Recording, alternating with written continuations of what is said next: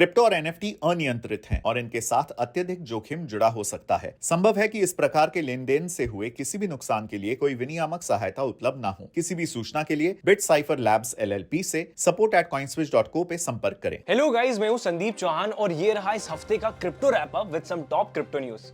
In a major news of this week, sources के according asset management giant Fidelity भी spot bitcoin ETF के लिए apply करने वाला है। ये फिडेलिटी का सेकंड अटेम्प्ट होगा किसी ऐसे प्रोडक्ट के लिए। आपको बता दूं कि 2021 में भी इन्होंने बिटकॉइन स्पॉट ईटीएफ के लिए अप्लाई किया था जिसका नाम वाइस ओरिजिन बिटकॉइन ट्रस्ट था, लेकिन इसे एसईसी ने अर्ली 2022 में डिनाई कर दिया था। स्पॉट बिटकॉइन ईटीएफ फाइलिंग की लिस्ट में अब काफी बड़े बड़े नाम ऐड हो चुके हैं, जिसकी वजह से बिटकॉइन की प्राइस में भी अच्छा मूवमेंट देखने को मिल रहा है। स्पॉट बिटकॉइन ईटीएफ के लॉन्च को गेम चेंजर बोला जा रहा है क्योंकि ये इन्वेस्टर्स को मार्केट का एक्सपोजर देगा, वो भी बिना एक्चुअली अंडरलाइंग एसेट से डील करे, जो कि उन इन्वेस्टर्स के लिए काफी सही है जो या तो अभी नए हैं या फिर बिटकॉइन की वॉलिटिलिटी से डरते हैं। अगर आप इस इवेंट से रिलेटेड और इन्फॉर्मेशन चाहते हैं तो आप हमारा रीसेंट वीडियो देख सकते हैं जिसमें मैंने हमारे in house expert Parth Chaturvedi के साथ स्पॉट बिटकॉइन ईटीएफ के अराउंड डिस्कस किया है। अब एक और बड़ी न्यूज जो सामने आई है, स्पॉट बिटकॉइन ईटीएफ की इस रेस में अभी सबसे आगे है कैथी वुड की आर्क इन्वेस्टमेंट मैनेजमेंट।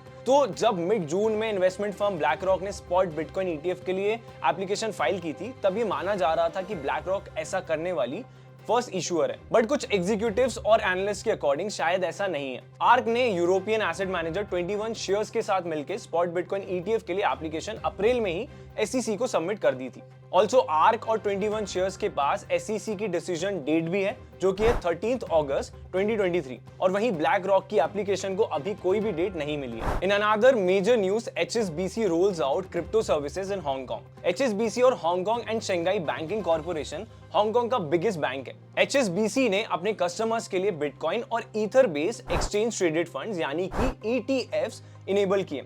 रिपोर्ट्स के अकॉर्डिंग HSBC हांगकांग के स्टॉक एक्सचेंज पर लिस्टेड क्रिप्टो ETFs ऑफर करेगा। अब ये बैंक 3 क्रिप्टो ETFs जो कि हैं CSOP bitcoin futures ETF, CSOP ethereum futures ETF and Samsung bitcoin futures active ETF offer कर रहा है। अब इस मूव का एम हांगकांग में लोकल यूजर्स को क्रिप्टो का एक्सपोजर देना है। ऑनलाइन रिपोर्ट्स के अकॉर्डिंग HSBC हांगकांग के पास मार्च 2022 तक 1.7 मिलियन मोबाइल कस्टमर्स हैं and about 95% of all retail transactions of HSBC in Hong Kong are reportedly processed online.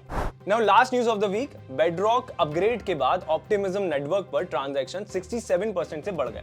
इस अपग्रेड से पहले तक network per day 3 lakh transactions होते थे और अपग्रेड के बाद अब ये फिगर बढ़ के 5,50,000 पर पहुंच गया है। ऑप्टिमिज्म इथेरियम का लेयर 2 है जिसने अपना बेडरॉक हार्ड फॉर्क जून 6 को इंप्लीमेंट किया था। इस अपग्रेड का इंटेंट डिपॉजिट टाइम और फीस को रिड्यूस करना और नेटवर्क की सिक्योरिटी को बढ़ाना था। जून 26 को आई नैनसन रिपोर्ट के अकॉर्डिंग नेटवर्क पर daily fees $80,000 worth of ether से गिरकर $50,000 वर्थ ऑफ ईथर पर आ गई है। The bedrock upgrade was part of a broader set of proposals to create a super chain consisting of multiple blockchain networks that rely on the same software for security and interoperability। ये थी इस हफ्ते की top crypto news. हम मिलेंगे अगले हफ्ते। इस वीडियो को लाइक, कमेंट एंड शेयर करना ना भूलें और कॉइनस्विच को भी सब्सक्राइब कर लें। मिलते हैं जल्दी।